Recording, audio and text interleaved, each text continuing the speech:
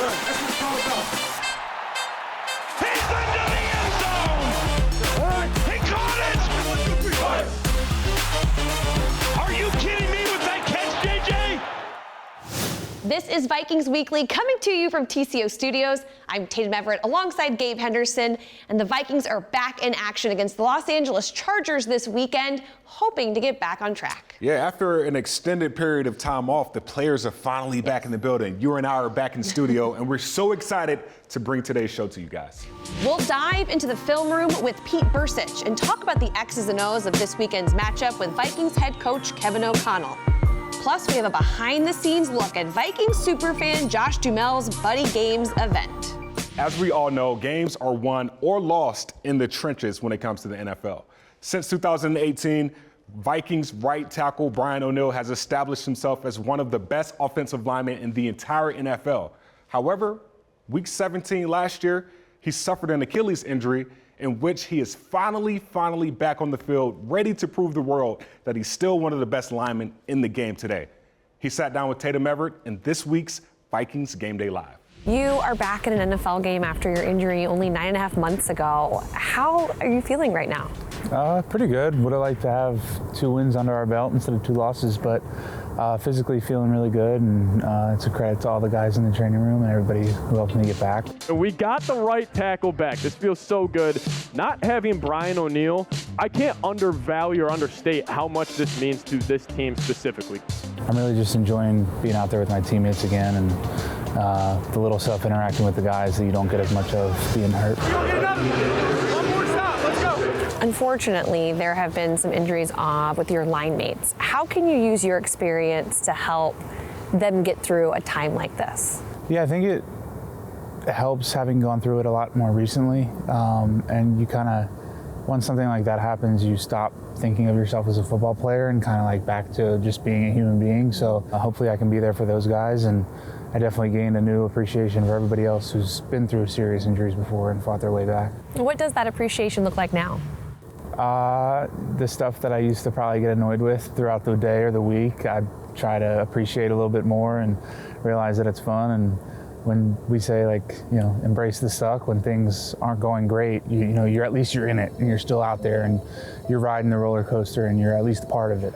That sounds like a good mentality to have right now as you guys go through this first 2 games of the season. Yeah, if there's any silver lining, it's that, you know, I missed being in it. Here's Ham, the fullback! Touchdown, Vikings! C.J. Ham with his first rushing touchdown in 5 years. Putting it all out there, throwing your best stuff on, you know, on the field and living with the result, and, you know, kind of when you win, you're riding the high, and when you lose, it doesn't feel good. And I just appreciated having the feeling one way or another and having the chance to put it out there and compete. So it's all about perspective, right? And you guys are only a game behind in the division. How can you use that fresh perspective as motivation? I mean, I think the fact that we didn't win either of our first 2 games is enough motivation to try to, you know, go out and play better than we have. And we're certainly not wavering in our confidence or, you know, our ability to go into games feeling good and like we always have a chance to win. So the attitude in the building is still great. Everybody's still motivated, positive, and we know, you know, we're close, but, you know, close doesn't count. You'll try to put it all together on Sunday with a big opportunity ahead against the Chargers. And as you look across LA's line, you're going to see a familiar face, former Vikings linebacker Eric Kendricks. You've been up against him in practice so many times before. What do you think that's going to be like in a game and seeing him in different colors? No, it's probably going to be weird until we hit each other for the first time. He's somebody who helped me a lot my first couple of years here, and you know, I'm really happy that he's able to be back home. He's got a new baby at home, and playing in LA where he grew up and where he lives in the off season, that's probably huge for him personally. So I'm really happy for him that he landed there, but when the whistle blows, I know he's going to be coming, and we're going to be going right at it. So it would be good to see him for sure. Always great to have Brian ONeill back in purple. We know what he means to this team. And for Vikings fans, you can catch that entire interview right now on Vikings.com, as well as Sunday for Fox 9's Vikings Game Day Live. Tatum? I love that. You can also see Pete Bursich, Vikings radio analyst, on Vikings Game Day Live. You can also see him in the film room. And this week's episode highlights the challenges that the Chargers pose in this weekend's matchup. Take a look. Welcome back to another edition of Vikings Film Room, brought to you by the Vikings Entertainment Network. I'm your host, Pete Bursich. So besides the obvious, what do the Minnesota Vikings have to do to finally get one in the W column? Well, we're facing another winless team in the Los Angeles Chargers, so why don't we dive into the film and find out exactly what the Minnesota Vikings have to do to get that first W. The first thing that the Minnesota Vikings have to do to win this game is stay out of 3rd and long. And this is exactly why. These Chargers have some people that can get after the quarterback. We're going to watch the Tennessee Titans on this first play. Remember this guy? Khalil Mack from the Chicago Bears? Yeah, he's still there. He's still playing well. You may not know this guy, Tuli Tuipulotu. He's a 2nd-round draft pick out of University of Southern California. He's pretty good too. So just take a look at this and watch what they do to this Tannehill pocket. It's actually pretty amazing. Pressure, closing it, collapsing. He tries to step up. One guy following him, Matt getting in there. Ball's flying loose. I mean, this is a disaster for the Tennessee Titans. All right, we saw the pocket collapse on Tannehill, and this guy wasn't even on the field yet. Joey Bosa, can't forget about him. That's 3 pretty good pass rushers, and you're gonna see exactly here how they like to use the stunts to get their guys free. This is what we used to call a little wham stunt back in the day. Nose tackle loops one way, safety comes in the other way. The pressure comes from the inside, and what Bosa does, he does a great job of holding the edge. When the pressure comes up the middle, Bosa's right there to make the sack. 1 of 5 Tannehill sacks, by the way. Now, something I expect to see more of this Sunday, Khalil Mack over on that side. But look, they have Tuipulotu right here on the inside, right next to Joey Bosa. So there are 3 elite pass rushers on this field at the same time. So how do they use them? Well, they run stunts. And in this case, you're going to get Pilotu to penetrate this B gap right here and get Bosa to loop around the inside. Watch how they absolutely destroy this combo block.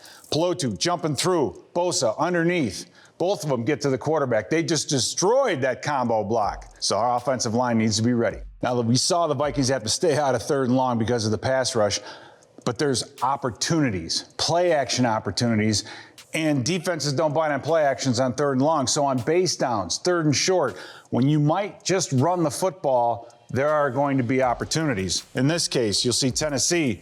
They're going to run the fake kind of zone route. Tannehill gets to the top of his drop, but look what's happening down the field. You have a clearing route down here on the bottom to pull out Asante Samuel, and now you have this deep over route. We've seen this out of JJ and this offense a million times, but watch how this play actually develops. As this receiver is coming over, there is nobody in this area. Nobody. There's 4 guys up here. There's only 2 guys on top. There's no one here. This is going to be screaming to Kevin O'Connell and saying, we're going to take advantage of this. Now, what's interesting, this is a clearing route. Tannehill decides, I'm going to throw the ball to the clearing route. He had about a yard on Asante Samuel, was able to make the tackle, almost a touchdown. I guarantee our offense is drooling when they see this. Another example of opportunities in the play action, deep type of game.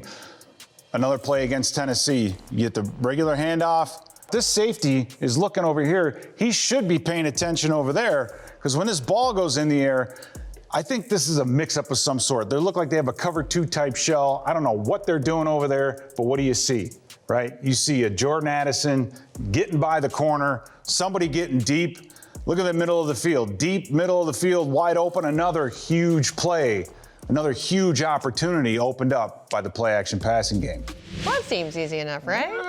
Right? I guess so. Yeah, well, Pete lays out all of his keys to the game in this week's episode of Film Room on Vikings.com. Well, if you're Josh Duhamel, you would say it's easy as long as you have a buddy with you, right? Oh, I see what you did there, yeah.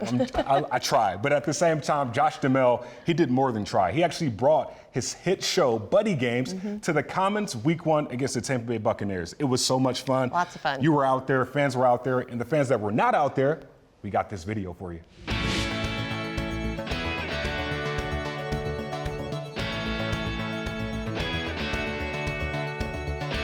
The origin of the Buddy Games is something that my buddies and I have done since as far back as I can remember.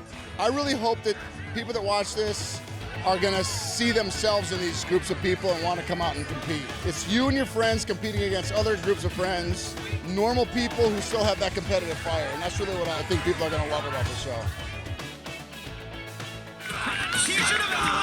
They pitched me this idea, CBS, like we want to do a big build out at the tailgate the Vikings home opener, I was like, are you kidding me? The idea that we're sitting here right now with buddy games and all these banners and people at the pregame for the Vikings home opener playing all these games is pretty cool.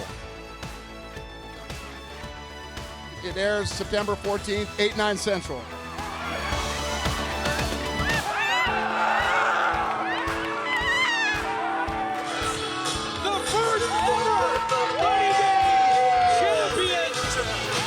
Bringing home the hardware before they get to go in to US Bank Stadium.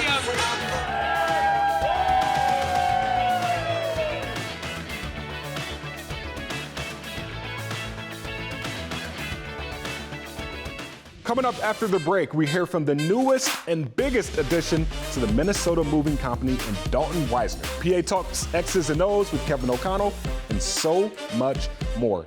I'm really proud to be a Minnesota Viking. I've been waiting for this for a long time. I'm excited to play some football, excited to be out there with Kirk Cousins and this whole staff, Coach O'Connell, the whole Vikings organization. I'm proud to be here, proud to be a part of it, and not to mention Skull, baby. I remember my rookie year in the NFL, coming and playing a game here in Minnesota. It was fourth down.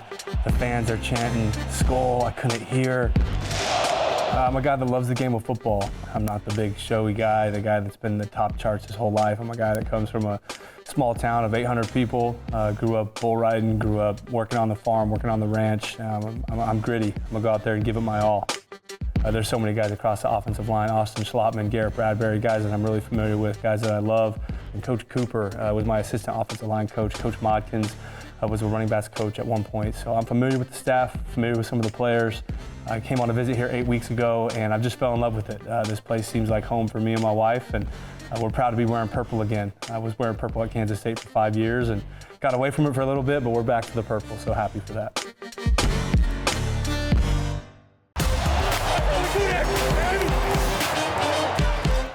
Welcome back to Vikings Weekly. I'm Tatum, this is Gabe, and that was Dalton Risner, a new offensive lineman who the team signed this week after they suffered several injuries. Yeah, unfortunately, it is a next man up mentality, and a guy who understands that mindset is Vikings head coach Kevin O'Connell, in which he addresses in this week's X's and O's. Dalton Risner, new offensive lineman for the Minnesota Vikings. This is astounding to me.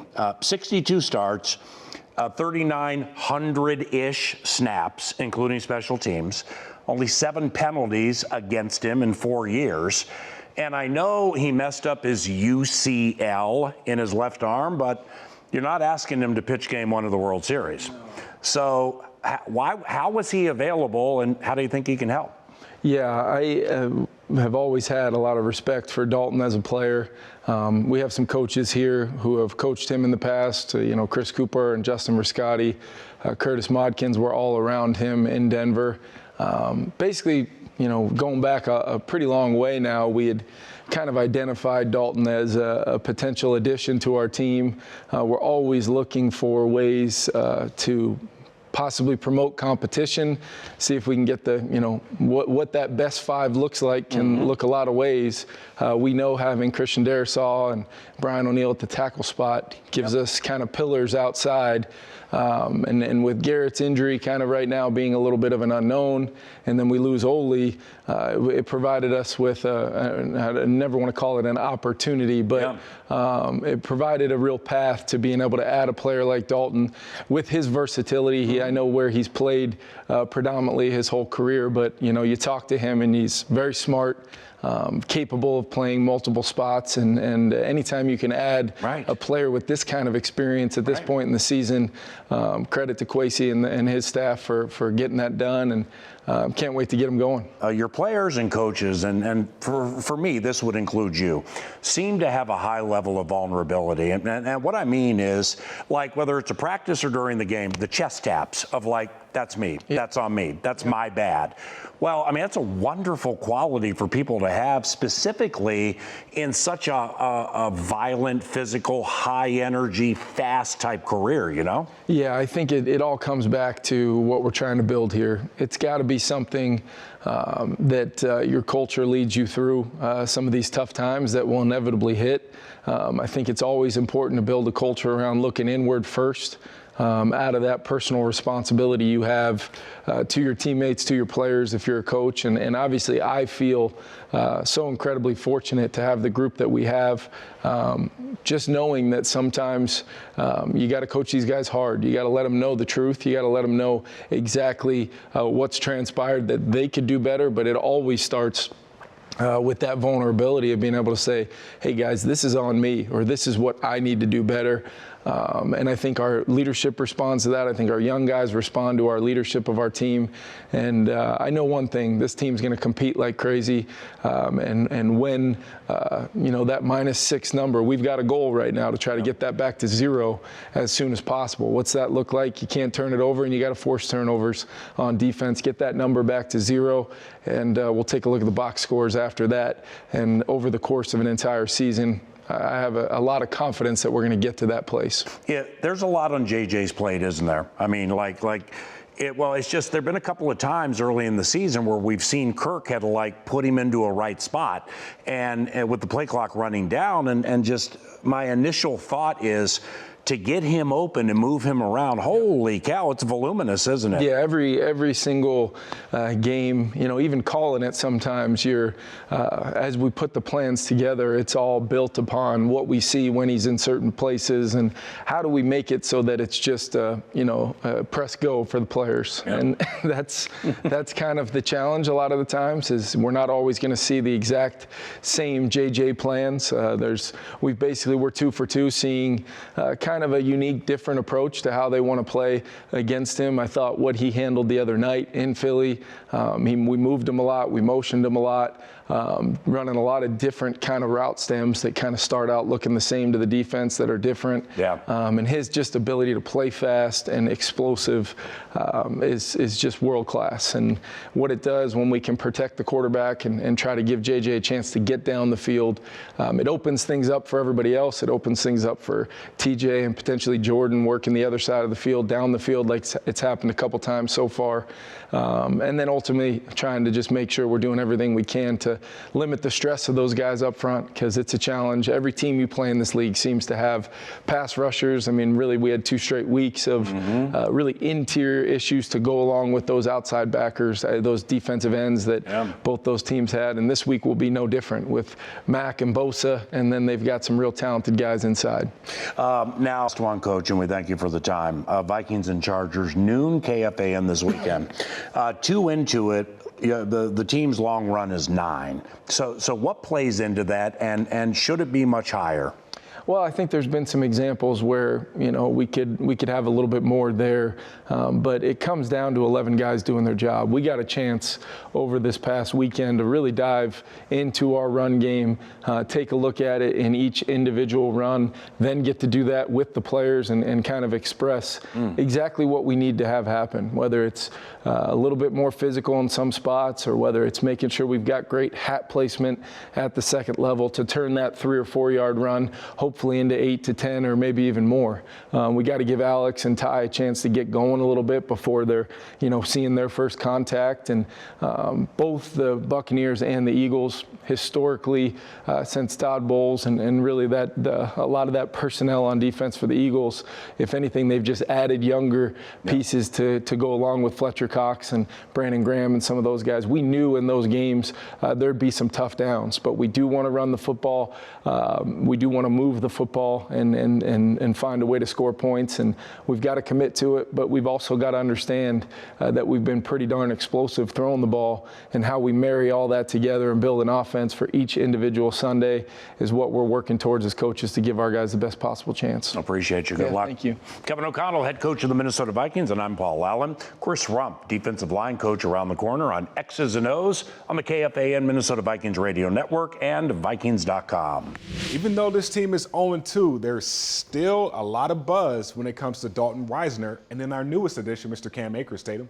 Yeah, that's right, Gabe. 2 moves in 1 week for this Vikings front office as they made a trade for Rams running back Cam Akers. The Vikings received a 2026 7th-round pick in Akers by sending a 2026 6th-round pick. Now, Akers was a 2nd-round pick in the 2020 draft by the Rams. He spent time with head coach Kevin O'Connell, quarterbacks coach Chris O'Hara, and offensive coordinator Wes Phillips while in LA. Here's Coach Phillips earlier this week on Akers. Well, Cam is a talented back. He's tough. He's a hard runner. He's a physical runner. He's got good hands. Really enjoyed my time with Cam. And, you know, for him right now, he's stepping into the building today. So, you know, kind of see where he's at. And obviously, some of the terminology will be the same for him, which is nice. But there'll be other things that, you know, details and things that we've changed since we've been with him that he's going to have to pick up on. But just excited to bring, you know, a guy that we have familiarity with and a guy that is a talented guy into the building and just see where he's at. Moving that crossover will help, and like how realistic is it for him to be ready for Sunday? We're really going to have to see just kind of where he's at. You know, like I said, and just today in the building, it certainly will help him that he's been in a system. A lot of the terminology will be similar, and protection-wise, most of it will be very similar, which is always a big thing for running backs, being able to trust a guy to put him in the game and know his blitz pickups, all those types of things. But you know, we'll just see where he's at. What about his skill set will be unique to the room that you guys didn't have before? You know, I think each back has their own little kind of style, and I wouldn't say necessarily that each guy is, you know, they all have something about them. You know, without comparisons, I would just say, like I said, that he's a downhill runner. He's a physical back. He's got good quickness. He's proven that he can catch the ball, not just in the short to intermediate, but he's caught some balls down the field, really using his hands. So we're just excited to have him in here. Well, Gabe, it is unclear if we'll see Akers or Risner in Sunday's game against the Chargers. But one thing that is clear, it's going to be an electric environment at US Bank Stadium. And there is still a limited number of tickets available right now on Vikings.com for that Chargers game. So Vikings fans, we want to see you in attendance. And we just want to thank you for being in attendance today watching our show. So for Tatum, Everett, and all of the Vikings Entertainment Network, my name is Gabe Henderson. This is Vikings Weekly.